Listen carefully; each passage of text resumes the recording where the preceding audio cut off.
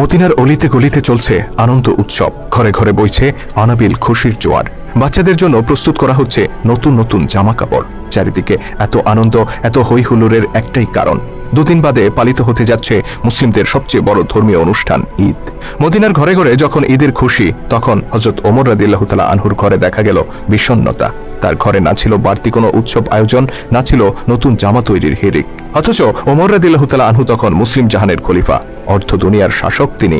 তা সত্ত্বেও নিজের কিংবা পরিবারের জন্য একটি নতুন জামা তৈরির আর্থিক সঙ্গতি তার ছিল না। এই যখন অবস্থা, তখন খলিফা ওমর রাদিয়াল্লাহু তাআলা আনহুর স্ত্রী উম্মে কুলসুম রাদিয়াল্লাহু তাআলা আনহা তাকে বললেন, আমাদের জন্য নতুন কাপড় না হলেও চলবে, কিন্তু ছোট্ট বাচ্চাটি নতুন কাপড়ের জন্য কান্না করছে, অন্তত তার জন্য একটি নতুন জামার ব্যবস্থা করুন। খলিফা নিজের অসহায়ত্ব প্রকাশ করে বললেন, তুমি জানো আমার নতুন কাপড় কেনার সামর্থ্য নেই, বাইতুল মাল থেকে যতটুকু ভাতা নেই তা দিয়ে কোনো রকম সংসার চলে। উম্মে কুলসুম রাদিয়াল্লাহু তাআলা আনহা তখন খলিফাকে পরের মাসের বেতন থেকে কিছু টাকা অগ্রিম নিয়ে বাচ্চাটিকে নতুন জামা কিনে দেওয়ার অনুরোধ করলেন।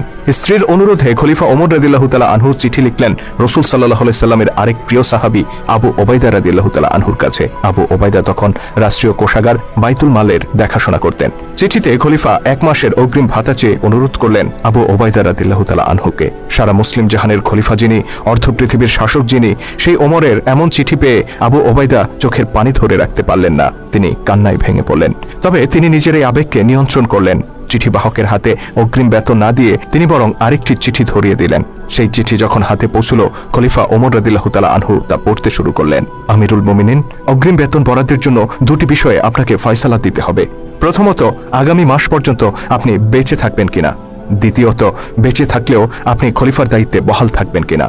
হযরত আবু ওবাইদা রাদিয়াল্লাহু তাআলা আনহুর এই চিঠি পাঠ করে হযরত ওমর রাদিয়াল্লাহু তাআলা আনহু অঝরে কাঁদতে শুরু করলেন। তিনি উপলব্ধি করলেন তিনি একা নন, বরং এই উম্মাহকে ন্যায়ের শাসন উপহার দেওয়ার জন্য আবু ওবাইদার মতো বহু বিশ্বস্ত সাহাবী আজও বেঁচে আছেন।